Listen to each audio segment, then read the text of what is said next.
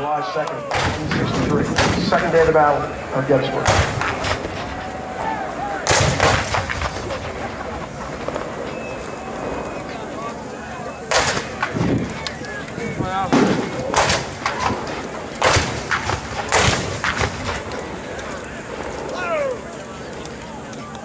Look, there's something over there.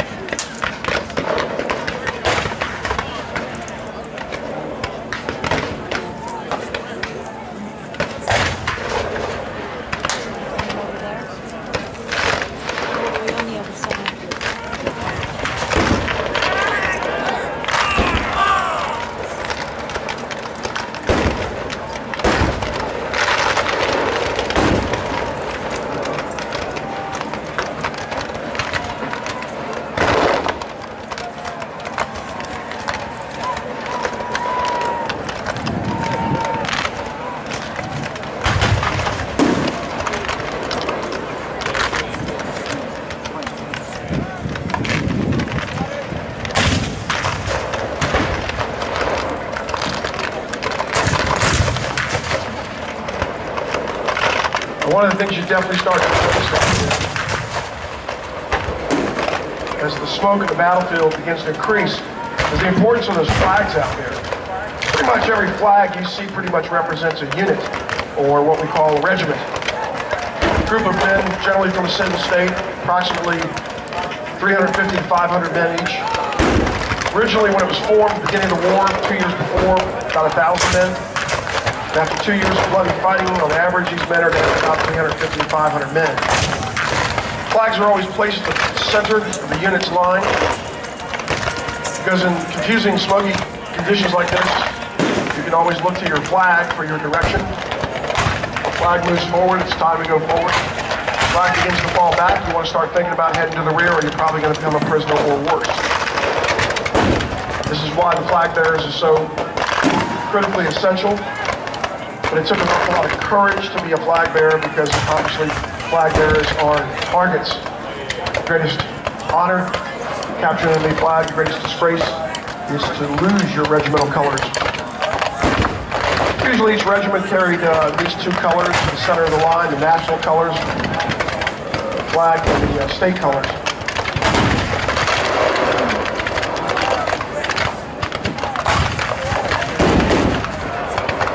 It's important to remember that most of the guys fighting this battle, and for that matter most of the Civil War, are volunteers from states. These are not professional soldiers.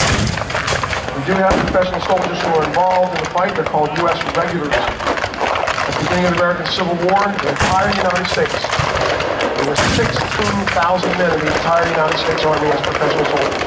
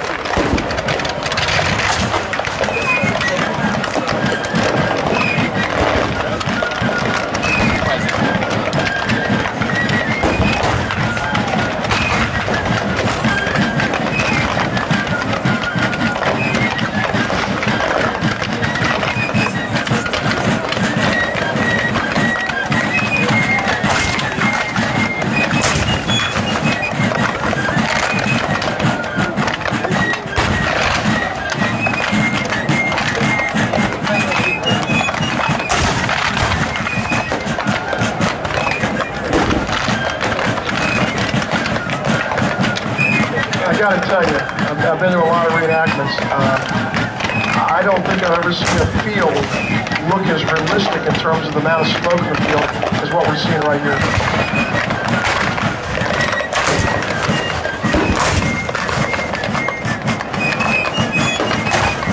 This should give you some idea why you don't typically find Civil War soldiers fighting at night. People say they fight at night. Well, look at all the confusion out there right now under all that smoke. Can you imagine adding darkness to that?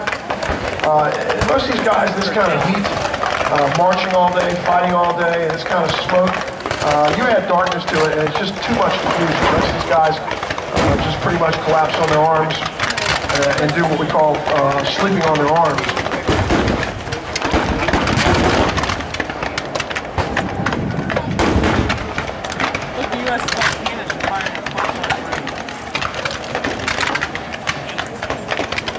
Now you can see two very distinct lines up there from the main grandstand looking out to the front. The Confederates are up there along the Table Rock Road coming towards us. They're on the lower grandstand. The Confederates are off to your left.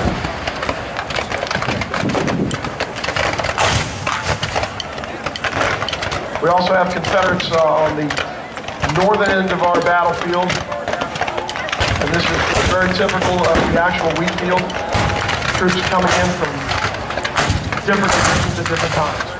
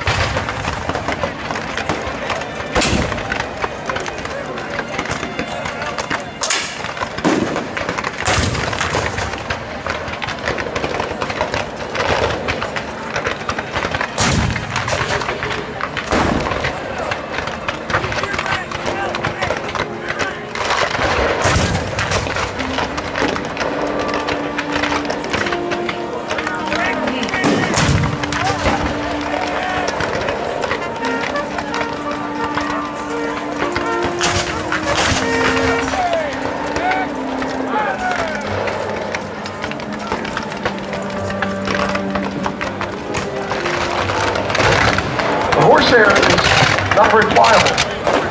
And so the Confederate surgeons did something to the horsehair that they were using for sutures to make it more pliable.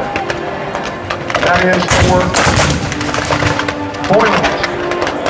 They didn't even realize that they were disinfecting the horsehair that they would use as sutures. So therefore, there were fewer infections on the stumps of Confederate amputees than there were on the Union side, which was using regular sutures, weren't disinfecting, but weren't boiling. So they had more infections and a lower survival rate of their amputees.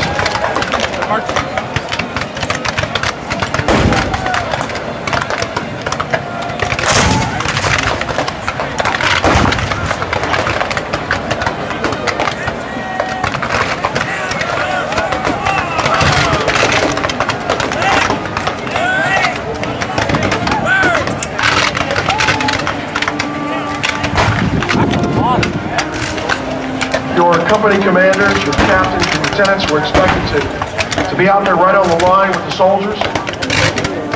Field officers, the colonels, lieutenant colonels, and majors were generally positioned just behind their lines.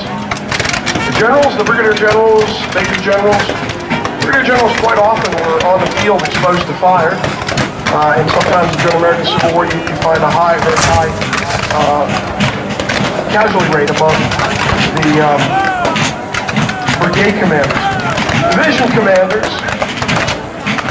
major generals, corps commanders tended to stay a little bit more in the rear, a little bit more valuable. Quite often, these men would get caught up in the fights, and the commanding generals would have to chide them to remind them not to expose themselves unnecessarily. You may recall that this is the first battle that General Lee is fighting without his principal subordinate Stonewall Jackson, who had been mortally wounded 2 months before at the Battle of Chancellorsville.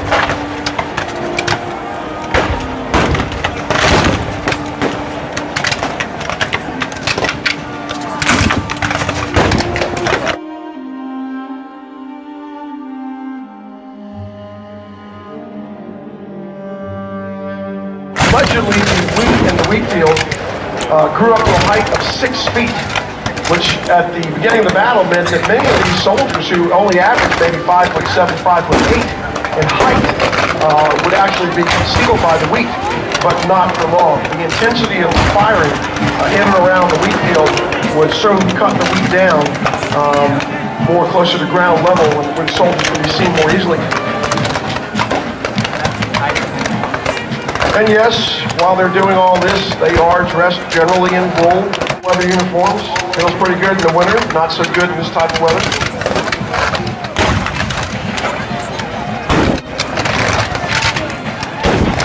Sunstroke either on the march or combat was not uncommon.